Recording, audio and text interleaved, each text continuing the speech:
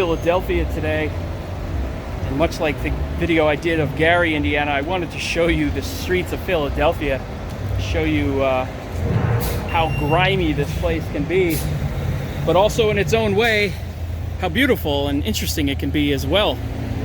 So stay tuned for some grittiness, some beauty, and actually even some special guests. So welcome to the grimier side of Philadelphia, taking you down these streets, a little tour of what it really looks like down here. In this video, I actually have a special guest, Lamont at Large. Hey, what's going on, YouTube? So, we're going to take you around and show you some of the hoods, show you some abandoned places, and I think Lamont's going to take me to an abandoned cemetery. Yeah. And we're going to take you down to the famous Kensington, the open air drug Bazaar. Walmart, or whatever they call it. Whatever it is. So we're going to kind of show you what it's like and, give you some of our opinions and commentary as we cruise through the streets of Philadelphia. There is 9.82 violent crimes per 1,000 people in this city. That's astounding. Do you know if it's the same way here as it is in California and Portland and Seattle, where they basically don't even arrest people anymore for theft?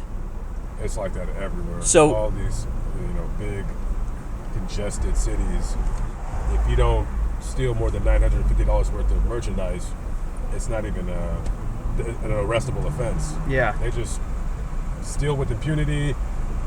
And the employees of these, big chain stores like, Walmart, Walgreens, Home Depot, Lowe's, they're instructed to not interfere with them. And, you get a lot of people who will ignore that order because, in a sense, when you work at a store and you see somebody just pilfering and stealing, yeah, it's not your stuff. You don't own it, but it's a disrespect thing.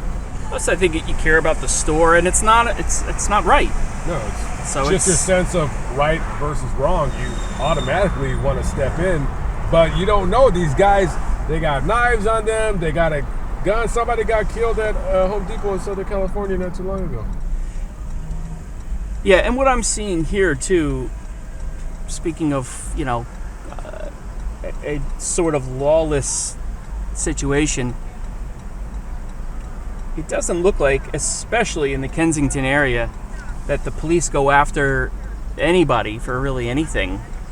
Certainly petty crimes and things like that are ignored pretty much. Theft, drug use. I picked up that girl, gave her a ride. She just came up to my car. She's like, "Oh, are you going to Kensington by any chance?" I said, "No, I'm not going to Kensington. That place is a dump." And then I seen her. It was kind of cold that night. I felt bad for her. I gave her a ride. She's a nice girl. She's just a hopeless drug addict. And she steals from all kinds of stores. She goes to TJ Maxx stealing coats and jackets and sells them, and they don't do nothing to her. Yeah. She's never been caught, amazingly. I think the thought process these days is, well, they have insurance. Insurance pays for it.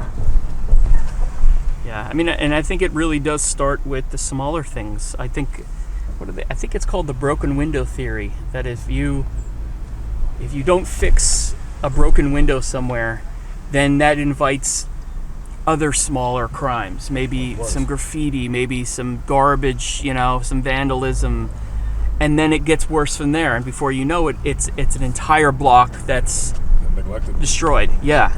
And kind of like the butterfly effect. The first thing I notice between one block that people that live there care about their community and the ones that doesn't is the trash. Yeah. Nobody picks up any trash. Nobody cares. And I believe the mayor instructed the police to not arrest anybody who's openly using drugs just because the jails are so overcrowded. They don't have any room for anybody. They got to save the room for the quote-unquote real serious violent crime offenders. Yeah. So what do you think the future for Philadelphia is in these specific areas? Well, in the South, it's going to continuously get more gentrified, and they're going to push the poor people further north, and then there's going to be an all-out gang war in the Kensington section of this town. Yeah, because you're starting to see a lot of gentrification in certain parts of the Kensington area, like Fishtown or whatever it is. Which is next to Germantown. Yeah, that area is actually decent at night. You don't see much riffraff, but then if you go half a mile, you're in the thick of things, so to speak. But slowly it's going to start, they're going to be pushing, because all those factories and those old buildings built from the turn of the century, all that stuff is being turned into apartments and real high-end stuff. Yeah. But what's crazy about it, really, is that you spend all this money to live at this place, and it's a beautiful place. But 2 blocks over, it's just an absolute horror show.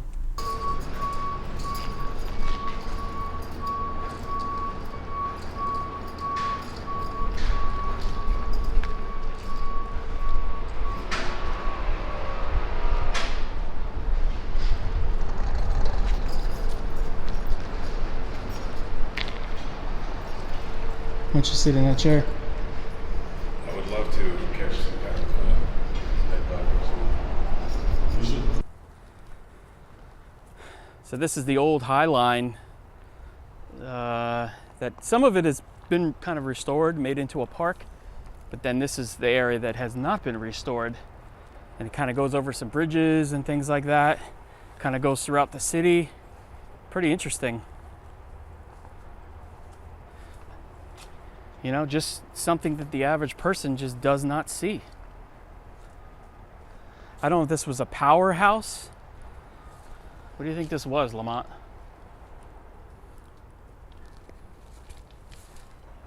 It wasn't a station. It was probably for power, for the trains.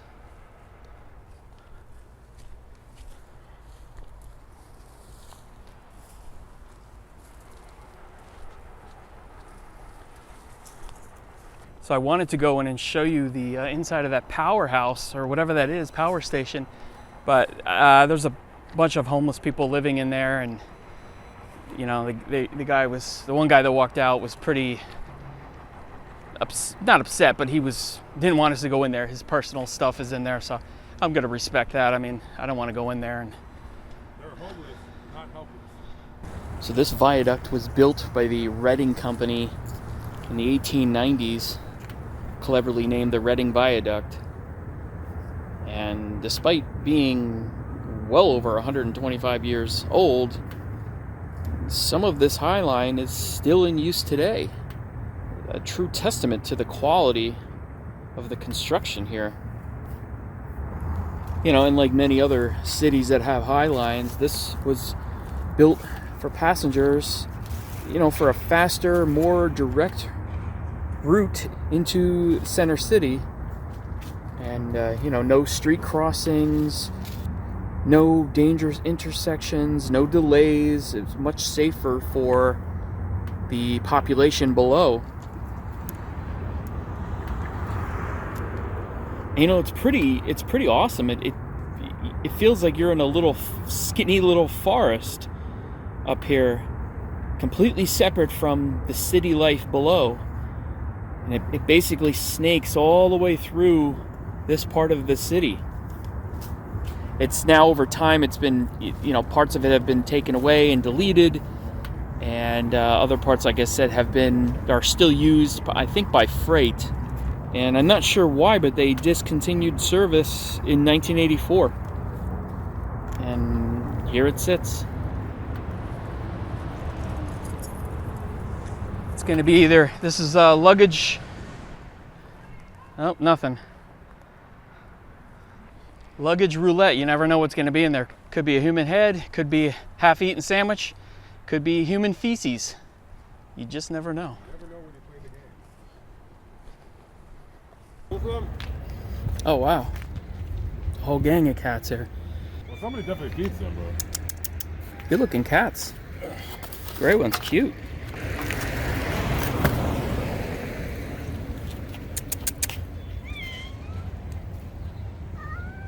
Yeah, that's the real stuff. I want that one right there. He's has a lot of personality. Look, get in there. Ooh, Damn. very spunky. He is wasting no time. Oh, oh.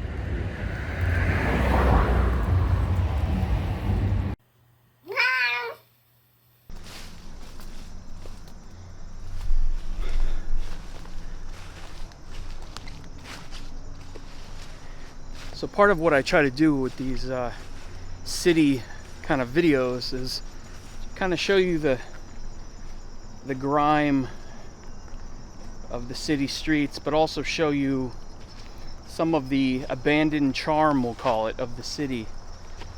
And certainly an abandoned cemetery like this has some interesting charm to it, at least some would think.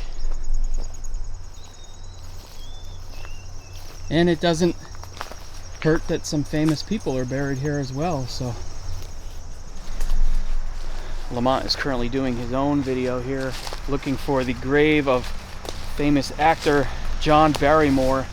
Yeah, John Barrymore is buried somewhere in this cemetery. I guess you could say he's the head or the leader of the Barrymore acting family.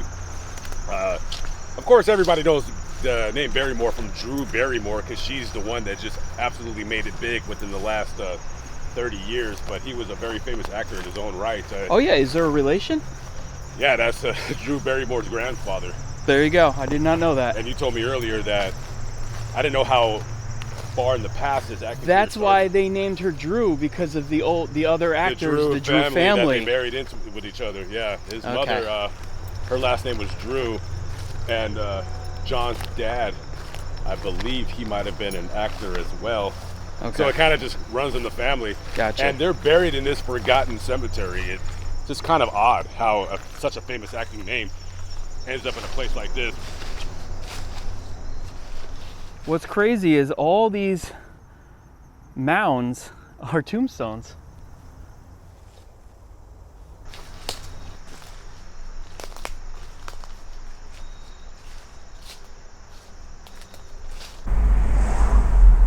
All right, so this is Kensington Ave. This is the famous Kensington Ave here.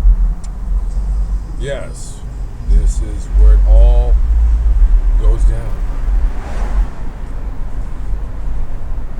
Look at this girl. Even the pigeons on drugs. No, you know what? I thought about this once before when I was younger. That the squirrels and the pigeons here, even the animals in that respect are different because they only know to eat garbage. This is life for them. Look at that garbage. She's shooting right at her shoulder blade right there.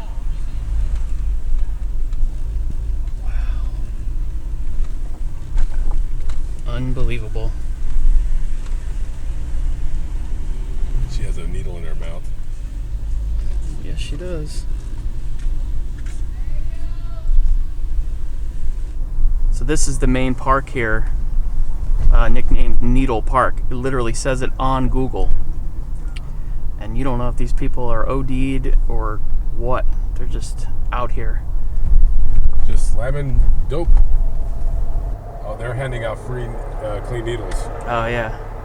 And don't get it twisted, man. You know, like, oh, that's the train, the L. Look at that. I mean, I guess it's better than them using dirty needles, but it's still, you're condoning their drug use. Just as many white people as there are black people as there are Spanish people down here. It's a very diverse neighborhood. Yeah.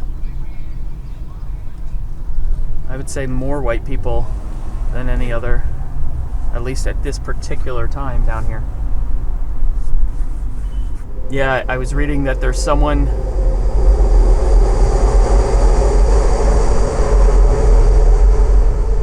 called the doctor, or the heroin doctor, and when you go to the park,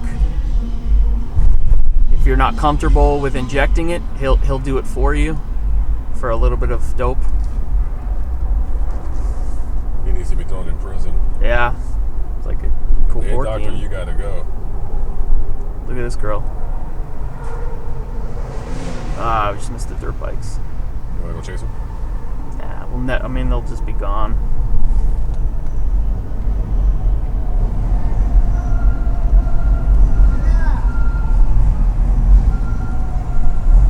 Some of these bras that are all turned out, you could tell they were cute when they were not on drugs. Yeah, you could. If you're down here, I mean, there are businesses and stuff down here, but for the most part, if you're down here walking around, you're looking for drugs. 95% of the time. Or you're filming a video. Exactly.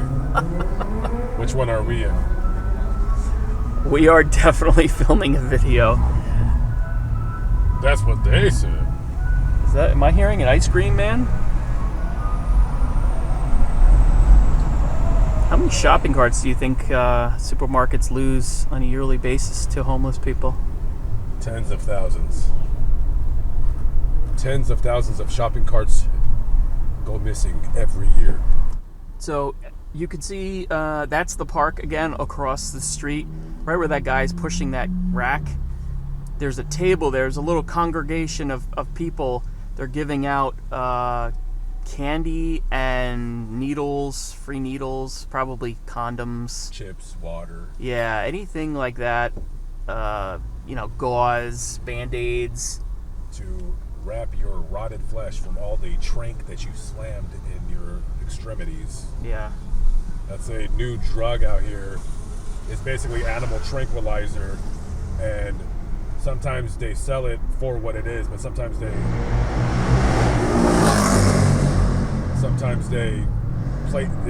sell it in place of fentanyl, and it rots your skin. Wow.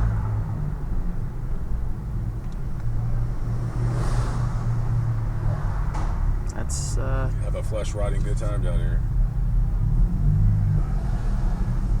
the real commitment are the people that they literally live here. They That guy right have their there tents. Looking Nice. for a place to slam. Shooting up right now as we speak. All these guys, like that guy has a needle in his ear like it's a cigarette. That's from the 80s.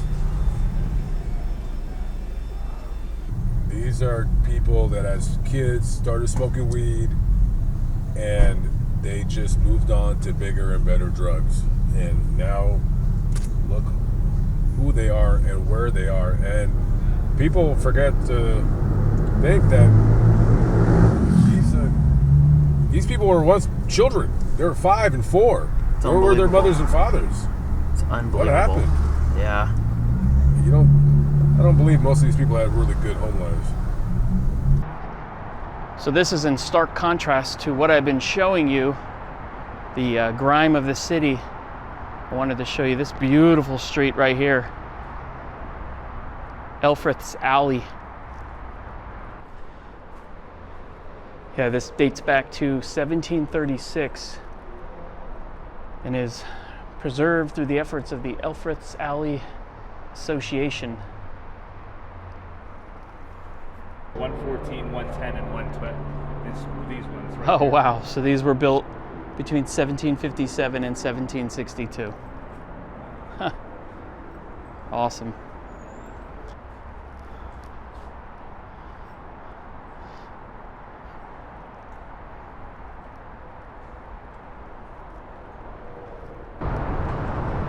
So this place is certainly an interesting one. With these city videos, I like to show underground places that the average person doesn't know about. This definitely fits that. We are directly underneath Interstate 95. I bet you 99.9% of these people have no idea that below them is a massive do-it-yourself skate park here. This is FDR Skate Park. This was made by skaters for skaters. All DIY. Look at this. All do it yourself. self-funded, just people just giving money to buy the blocks, the cinder blocks and the bricks, and of course the cement. Started around 1995, 96. The city struggling with a problem with the police and skateboarder cat and mouse chase. They said, hey, we're gonna build you a skate park. And time went on, nothing was being built. And they said, oh, we'll do it at the FDR Park, which is pretty much, this is all FDR. There's an entire park out here, actually. It's like baseball fields and picnic areas and things like that. And there was this area that wasn't being used underneath the bridge here. So people kind of took it into their own hands and started building. And the city finally accepted it as it's here to stay. And decades later, here you go. This abandoned building right here, this is a great example of what we were talking about with gentrification happening in this city so much. This is the old Steel Heddle building. I believe it's been abandoned for many decades. I'm going to get inside right now and show you what it looks like. There are beautiful places like this all over Philadelphia, just from the industrial age. Whoa. Way back. Who's that? Who is that? Is that you, Mobile Instinct? Oh, it is. Journey with Jay. Hey. Hey, it's Journey with Jay. What are you doing here? Checking this place out. Boy, this guy lives and breathes abandoned buildings. So this is my second guest for this video. Lamont is actually still feeding those cats.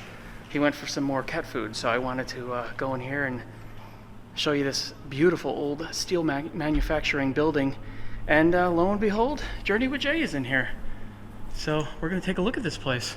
Yeah. So this is the Steel Heddle manufacturing building. It's actually 4 buildings in one. It was recently just sold for $4.5 million, and the newest owners have plans to turn this building into residential apartments, just like a lot of these other buildings in this area. It was built in 1919. Well, sections of it were built at different times, but the earliest part was 1919, and some other sections of the building were built in the 1930s and the 1950s. At one time, this company was the world's largest manufacturers of the flat steel heddle. It made steel heddles and heddle frames, reeds. They got into chrome plating in the 1950s, parts for weaving machines, basically for the textile industry. The Steel Heddle Manufacturing Company didn't go out of business. They just relocated down to Greenville, South Carolina in 1971. After that, part of this complex was used for paper recycling and telecommunications until about 2006, when the complex was completely abandoned and likely completely gutted too. And these new owners are well experienced in this rehab business with these old factories. So I have confidence that at some point in the future, this building will be given a second chance. But for now, it quietly sits here, waiting for its new life. All right, so that's a look, a different type of look. Philadelphia, the grimy streets of Philly. This is what it really looks like out here. Definitely different than any place that most of us are from. Yes. But big thanks to Lamont, my first ride-along guest here for the City Streets videos. Pleasure to be aboard. Thanks for watching, guys. We'll see you in the next video.